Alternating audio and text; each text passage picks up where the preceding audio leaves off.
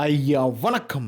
രാഹുൽ ഈശ്വറിൻ്റെ ഇന്നത്തെ അവസ്ഥ കണ്ടിട്ട് കിലുക്ക സിനിമയിലെ കിട്ടുണ്ണിയെ ഓർമ്മ വന്ന ആരെങ്കിലും ഉണ്ടോ എന്നുള്ളതാണ് എൻ്റെ പ്രധാനപ്പെട്ട ചോദ്യം എന്ന് പറയുന്നത്. യഥാർത്ഥത്തിൽ കിലുക്ക സിനിമയിലെ ഇന്നസെൻ്റ് അവതരിപ്പിച്ച കിട്ടുണ്ണി എന്ന് പറയുന്ന ക്യാരക്ടറിൻ്റെ അതേ അവസ്ഥയാണ് രാഹുൽ ഈശ്വറിന് എന്ന് പറയാതിരിക്കാൻ യാതൊരുവിധ നിർവാഹമില്ല. നമുക്കറിയാം, ഇന്നസെൻ്റ് കിലുക്ക സിനിമയിലെ കിട്ടുണ്ണി ഉണ്ടല്ലോ, ലോട്ടറി അടിച്ചെന്ന് കേൾക്കുമ്പോൾ നേരെ തിലകൻ്റെ അടുത്തോട്ട് വരും. തിലകൻ ജഡ്ജിയായിട്ടുള്ള തിലകൻ്റെ അടുത്തോട്ട് വന്നിട്ട് അഹങ്കാരം കൊണ്ട് പറയല്ലടാ പട്ടീര മോനെ എന്ന് പറഞ്ഞുകൊണ്ട് ഞാൻ ഇവിടെ നിന്ന് പോയി കഴിഞ്ഞാൽ നീ ഇച്ച ഇമ്മ ഗഗ ഗച്ച ഗഞ്ഞ വരയ്ക്കും, അത് കാണാൻ ഞാൻ എൻ്റെ സ്വന്തം കാറിൽ വരും എന്ന് പറഞ്ഞു പോകുന്ന കിട്ടുണ്ണി പിന്നീട് വരുന്നുണ്ട്. പിന്നീട് നടന്നു വരുമ്പോൾ തിലകൻ ചോദിക്കുന്നുണ്ട്, എവിടെ, എന്ത് കാറ്? എന്നാൽ ഞാനൊരു സത്യം പറയട്ടെ, എനിക്കൊന്നും ഓർമ്മയില്ല എന്ന് പറയുന്ന അതേ അവസ്ഥയാണ് രാഹുൽ ഈശ്വറിന് ഇപ്പോഴെന്ന് പറയുന്നത്. അതായത് അതിജീവിതയെ അങ്ങേയറ്റം അപമാനിക്കുക, സോഷ്യൽ മീഡിയയിലൂടെ ഇയാളുടെ ഫേസ്ബുക്കിലൂടെയും യൂട്യൂബിലൂടെയും പോസ്റ്റുകളിട്ട് ലൈക്കുകൾ വാരിക്കൂട്ടുക, അതിനുശേഷം പുരുഷ കമ്മീഷൻ തുടങ്ങാൻ പോകുന്നുണ്ട്, ഒരു വാക്കും പിൻവലിക്കില്ല എന്ന് പറഞ്ഞുകൊണ്ട് നേരെ നെഞ്ചും പിടിച്ചുകൊണ്ട് നേരെ സ്റ്റേഷനിലോട്ട് കയറി ചെല്ലുക, അല്ലെങ്കിൽ പോലീസ് പിടിക്കാൻ വരുമ്പോൾ ഓടിത്തള്ളുക, പോലീസ് ഓട്ടിച്ചിട്ട് പിടിക്കുക, എന്നിട്ട് നേരെ കോടതിയിൽ ഹാജരാക്കുക, നേരെ എന്ത് ചെയ്യുക, ജയിലിലേക്ക് പോവുക, റിമാൻഡാണ്, ജയിലിലേക്ക് പോവുക. ജയിലിലോട്ട് പോകുമ്പം പുരുഷ കമ്മീഷൻ തുടങ്ങുമെന്ന് പറഞ്ഞ് ഷർട്ടൊക്കെ ഊരി കാണിക്കുക, പുരുഷ കമ്മീഷൻ തുടങ്ങുന്നു. പിന്നെ അതും ക്ലിക്ക് ആവുന്നില്ലെന്ന് കാണുമ്പോൾ നിരാഹാരം കിടക്കുന്നു. അതേ നിരാഹാരം, വെള്ളം മാത്രം കുടിച്ചുകൊണ്ടുള്ള ഉപവാസം. ഇപ്പോൾ വെള്ളവും കുടിക്കുന്നില്ലെന്നാണ് കേൾക്കുന്നത്. അപ്പോൾ നാട്ടുകാർ വിചാരിച്ച് ചത്ത് പോട്ട് പുല്ല് എന്നാണ് നാട്ടുകാർ യഥാർത്ഥത്തിൽ വിചാരിച്ചത്. പക്ഷേ ഇപ്പോൾ അതും ക്ലിക്ക് ആവുന്നില്ല എന്ന് കണ്ടപ്പോൾ ഇപ്പോൾ പുതിയ ഒരു അടവുമായിട്ട് എത്തിയിരിക്കുകയാണ്. അതായത്, എന്നാൽ ഞാൻ ഒരു സത്യം പറയട്ടെ. പറയൂ. എനിക്ക് വിശക്കണു, 2 ദിവസമായി എന്തെങ്കിലും കഴിച്ചിട്ട് എന്ന് പറയുന്ന ഒരു അവസ്ഥയാണ് ഇപ്പോൾ വന്നിരിക്കുന്നതെന്ന് പറഞ്ഞാൽ, സത്യം പറഞ്ഞാൽ രാഹുൽ ഈശ്വറിൻ്റെ അവസ്ഥയിൽ പരിതാപകരമാണ്. അവസ്ഥയിൽ നമുക്ക് എല്ലാവർക്കും സിമ്പതിയുണ്ട്, സഹതാപമുണ്ട്. കാരണം രാഹുൽ മാങ്കൂട്ടം എന്ന് പറയുന്ന വ്യക്തി ചെയ്ത കർമ്മത്തിന്, സത്പ്രവർത്തിക്ക്, അതിന് രാഹുൽ ഈശ്വറാണ് ഇപ്പോൾ ജയിലിൽ കിടക്കുന്നത് എന്നുള്ളതാണ് ഏറ്റവും വിഷമകരമായിട്ടുള്ളൊരു കാര്യമെന്ന് പറയുന്നത്. പിന്നെ മോളിൽ കൂടെ പോയ വയ്യാവേലി ഏണി വെച്ച് കയറി പിടിച്ചത് കൊണ്ടാണ് ഇത് രാഹുൽ ഈശ്വറിന് കിടക്കേണ്ടി വരുന്നത് നമുക്ക് എല്ലാവർക്കും അറിയാം. നമ്മുടെ അക്ഷരാർത്ഥത്തിൽ നമ്മുടെ കേരളക്കരയുടെയൊക്കെ ഒരു പൊതുവായിട്ടുള്ള വികാരം എന്ന് പറയുന്നത് കിടക്കട്ട പുല്ലെന്നാണ് നമ്മളൊരു വികാരം എന്ന് പറയുന്നത്. കാരണം എവിടെ ഏത് സ്ത്രീ പീഡിപ്പിക്കപ്പെട്ടാലും ആ സ്ത്രീയെ പീഡിപ്പിച്ചവൻ്റെ കൂട്ടത്തിൽ രാഹുൽ ഈശ്വർ ഉണ്ടാകും എന്നുള്ളത് നമുക്ക് എല്ലാവർക്കും വ്യക്തമായിട്ടുള്ളൊരു കാര്യമാണ്. സവാദിൻ്റെ കേസൊക്കെ നമുക്കറിയാമല്ലോ. ബസ്സിൽ കയറി സിബ്ബു ഊരി പെണ്ണുങ്ങളെ കാണിക്കുന്ന അവനെ ന്യായീകരിച്ച് പുറത്തിറക്കി കൊണ്ടുവന്ന് മാലയിട്ട് അവൻ അടുത്ത ബസ്സിൽ കയറി അടുത്ത പെണ്ണിനെ സിബ്ബൂരി കാണിക്കാനായിട്ട് തുടങ്ങി എന്നുള്ളതാണ് നമുക്ക് എല്ലാവർക്കും അറിയാം. മുൻപന്തിയിലുണ്ടായിരുന്ന രാഹുൽ ഈശ്വർ എന്ന് പറയുന്ന ഈ വേട്ടാവളിയൻ. അങ്ങനെ ആ രാഹുൽ ഈശ്വർ ഇപ്പോൾ ജയിലിനകത്ത് നിരാഹാരം കിടന്നുകൊണ്ടിരിക്കുകയാണ്. നിരാഹാരം കിടക്കുന്ന ഈ ഒരു സാഹചര്യത്തിൽ ഞാനൊരു കാര്യം പറയാം. ഞാൻ എല്ലാവരോടും കൂടി പറയുകയാണ്, നമ്മളൊരു ആവേശത്തിനുണ്ടല്ലോ, മറ്റേ മഹാത്മാഗാന്ധി ജയിലിൽ പോയി. മഹാത്മാഗാന്ധി ബ്രിട്ടീഷുകാർക്കെതിരെ സമരം ചെയ്താണ് ജയിലിൽ പോയത്. ബ്രിട്ടീഷുകാർക്കെതിരെ രാജ്യത്തിന് സ്വാതന്ത്ര്യത്തിന് വേണ്ടിയാണ് പോയത്. അതിലൊരു ആവേശമുണ്ട്. പക്ഷേ ഇന്നത്തെ കാലത്ത് നമ്മുടെ സ്വന്തം രാജ്യമാണിത്, നമ്മുടെ സ്വന്തം രാജ്യമാണ്. ഈ സ്വന്തം രാജ്യത്ത് ജയിലിലോട്ട് പോകുമ്പോൾ ആവേശത്തിന് വേണ്ടി ഞാൻ നിരാഹാരം കിടക്കാൻ പോവുകയാണ്, സത്യാഗ്രഹം ഇരിക്കുകയാണ് പോവുകയാണെന്നൊക്കെ പറഞ്ഞ് പല ആൾക്കാരും പറയുന്നുണ്ട്. ഒരു ജയിലല്ലേ, ഞാനങ്ങ് പോയി കിടക്കും, എനിക്കൊരു വിഷയമല്ല, ജയിലൊന്നും എനിക്കൊരു പുത്ത ജയിൽ എന്നൊക്കെ പല ആൾക്കാരും പറയും. പക്ഷേ ജയിലിൽ കിടന്നിട്ടുള്ളവനെ അതിൻ്റെ വേദന മനസ്സിലാകൂ എന്നുള്ളതാണ് നമ്മൾ മനസ്സിലാക്കേണ്ട ഒരു കാര്യം എന്ന് പറയുന്നത്. അത് ജയിലിൽ കിടന്ന് തന്നെ പഠിക്കണമെന്നുള്ളതാണ്. ഒരു ദിവസമൊക്കെ ഓക്കെയാണ്, പിക്നിക്കിന് പോയിട്ട് കിടക്കുന്നത് പോലെ കിടന്നിട്ട് തിരിച്ച് വരാനായിട്ട് സാധിക്കും. 2 ദിവസം ഓക്കെയാണ്. 3 ദിവസവും കഴിഞ്ഞ് 4 ദിവസവും കഴിഞ്ഞ് 5 ദിവസമൊക്കെ ആകുമ്പോൾ ഒന്ന് കടുത്ത് തുടങ്ങും. 6ാമത്തെ ദിവസം പിന്നെ പറയണ്ട, ഇറങ്ങി ഓടിയാൽ മതി എന്നുള്ള സിറ്റുവേഷനിലായി പോകും. ബന്ധുര കാഞ്ചന കൂട്ടിലാണെങ്കിലും ബന്ധനം തന്നെ പാലിൽ എന്ന് കേട്ടിട്ടില്ല. അപ്പോൾ അങ്ങനത്തെ ഒരു സിറ്റുവേഷനാണ്. പിന്നെ ജയിലിലുള്ള ജയിൽ മേറ്റ്സുമായിട്ടുള്ള സഹകരണം ഉണ്ടല്ലോ, പല ടൈപ്പുള്ള ആൾക്കാർ കാണുമായിരിക്കും. അവരുടെ ഇടയിലൊക്കെ പോയി ഇരുന്നിട്ടുണ്ടോ എന്ന് എനിക്കറിയില്ല. പോലീസ് ചുറ്റുമുള്ളത് കൊണ്ടും ഒരു ഫേമസ് സെലിബ്രിറ്റി ആയതുകൊണ്ടും അവരുടെ ഇടയിലൊന്നും കൊണ്ടിടാനുള്ള സാധ്യതയില്ല. പക്ഷേ കൊണ്ടിട്ട അടി ഉറപ്പാണെന്നുള്ളതാണ് വേറൊരു കാര്യം. ജയിലിലോട്ട് പോകുന്ന ആൾക്കാർ, പ്രത്യേകിച്ച് ഈ പോക്സോ കേസിനും പിന്നെ ഈ പീഡന കേസിനൊക്കെ ജയിലിലോട്ട് പോകുന്ന സകല തടവ് പുള്ളികൾക്ക് അടി കൊടുത്താണ് അകത്ത് കയറ്റാറുള്ളത് എന്നാണ് ഞാൻ കേട്ടിട്ടുള്ളത്.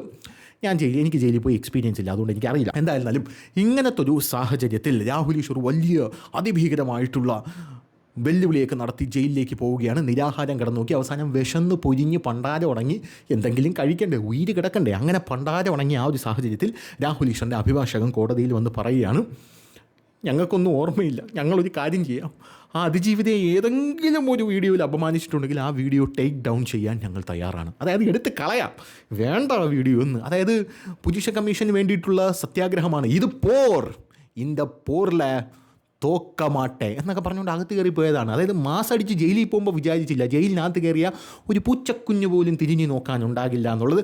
ആ ഒരു സാഹചര്യം സംജാതമായിരിക്കുന്ന രാഹുൽ ഈശ്വറും മറ്റേ വേട്ടാവളേനാണെങ്കിൽ ഏതേതോ കഥയിലെ വേടന എന്ന് പറഞ്ഞുകൊണ്ട് ജോളി അടിച്ച് കിടക്കുകയാണ്.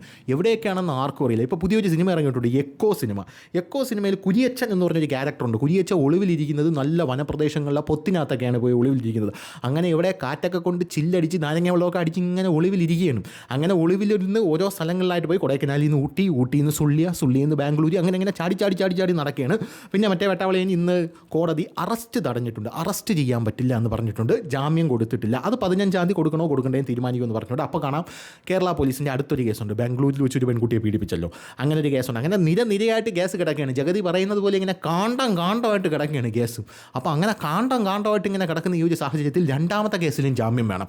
രണ്ടാമത്തെ കേസിലും ജാമ്യത്തിനായിട്ട് അതിവേഗം രാഹുൽ മാങ്കൂട്ടം മൂവ് ചെയ്തിട്ടുണ്ടെന്നാണ് പല മാധ്യമങ്ങളും റിപ്പോർട്ട് ചെയ്യുന്നത്.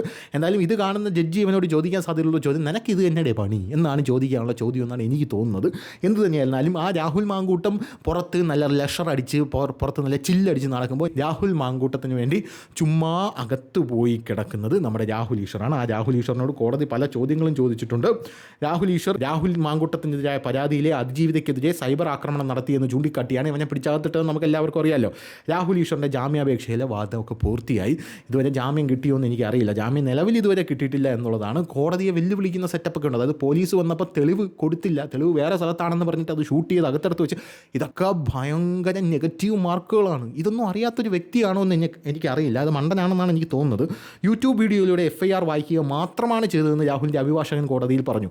സ്ത്രീകളുടെ കേസുകളുടെ FIR എങ്ങനെ പബ്ലിക് ഡോക്യുമെൻ്റ് ആകുമെന്ന് കോടതി തിരിച്ചു ചോദിച്ചപ്പോൾ അഭിഭാഷകൻ്റെ വാ അടഞ്ഞു. FIR വായിച്ചതിൽ അതിജീവിതയെ മോശപ്പെടുത്തുന്ന ഒരു കാര്യവും പറഞ്ഞിട്ടില്ലെന്ന് രാഹുലിൻ്റെ അഭിഭാഷകൻ മറുപടി നൽകി.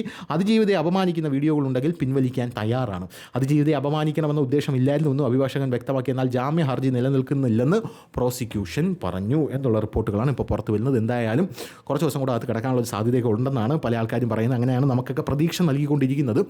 രാഹുൽ ഈശ്വർ ഇപ്പോഴും അകത്ത് തന്നെയാണ്. ഇപ്പോൾ ഒരു ബോധോദയമൊക്കെ വന്ന് എന്ന് വിചാരിക്കുന്നു. 2 പെഗ് വെള്ളം വേണ്ട എന്ന് രാഹുൽ ഈശ്വർ ഇപ്പോൾ ഇടയ്ക്കിടയ്ക്ക് ആൾക്കാരോട് കാണിക്കാറില്ല. കാരണം എന്തെങ്കിലും തിന്നാൽ മതി, വെള്ളം പോലും കുടിക്കാതെ കിടക്കണമെന്ന് പറയാനുള്ള ആവതില്ല എന്നുള്ളത് കൊണ്ടാണ്.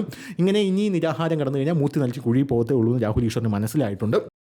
വേറൊരു പ്രധാനപ്പെട്ട കാര്യം, ഇനി മേലാൽ കോടതിയെയും നിയമവ്യവസ്ഥയെയും വെല്ലുവിളിക്കരുത്. ആ വീഡിയോ ഉണ്ടല്ലോ, അതായത് പോലീസ് വീട്ടിൽ വരുമ്പോൾ ചുമ്മാ പേടിപ്പിക്കാൻ വന്നതാണ്, നമ്മളെയൊന്നും ചെയ്യില്ല എന്ന് പറയുന്ന ഒരു സിറ്റുവേഷൻ ഉണ്ടല്ലോ, ഇനി മേലാൽ ചെയ്യരുത് കേട്ടോ. ഇനി മേലാൽ ചെയ്താൽ അകത്ത് പോയി ഉണ്ട തിന്നുമെന്ന് പറയുന്നില്ല. അങ്ങനെ പറഞ്ഞു കഴിഞ്ഞാൽ അവിടെ ഉണ്ടയില്ലടാ നായിൻ്റെ മോനെ എന്ന് പല ആൾക്കാരും എൻ്റെ കമൻറ്റ് ബോക്സിൽ വന്ന് എന്ത് ചെയ്യും, കമൻറ്റ് ചെയ്യും. അതുകൊണ്ട് ഇനി ഉണ്ട തിന്നുമെന്ന് ഞാൻ പറയുന്നില്ല, അകത്ത് പോയി ചപ്പാത്തി പരത്താം കേട്ടോ, അകത്ത് പോയി ചപ്പാത്തി പരത്താം. അതുകൊണ്ട് ഇനി മേലാൽ ചെയ്യരുത്. രാഹുൽ ഈശ്വർ മാത്രമല്ല, രാഹുൽ ഈശ്വറിൻ്റെ സഹധർമ്മിണി അടക്കമുള്ള ആ ബഹുമാനിയായിട്ടുള്ള സ്ത്രീ, അവരും വന്ന് പറയുന്നത് യാതൊരു തെറ്റും ചെയ്തിട്ടില്ല, എൻ്റെ ചേട്ടാ ഒരു തെറ്റും ചെയ്തിട്ടില്ല, അതിൽ ഒരു കുറ്റവും ഞാൻ നീതിയോടൊപ്പമാണെന്നാണ് പറയുന്നത്. കോടതി നീതി തരുന്ന ദേവതയുള്ള സ്ഥലമാണല്ലോ. കോടതി പറയാനും ജാമ്യം കിട്ടുന്നതാണ്. ആ നീതിയിലൂടെ നിന്നോട്ടോ. അപ്പോൾ ശരി.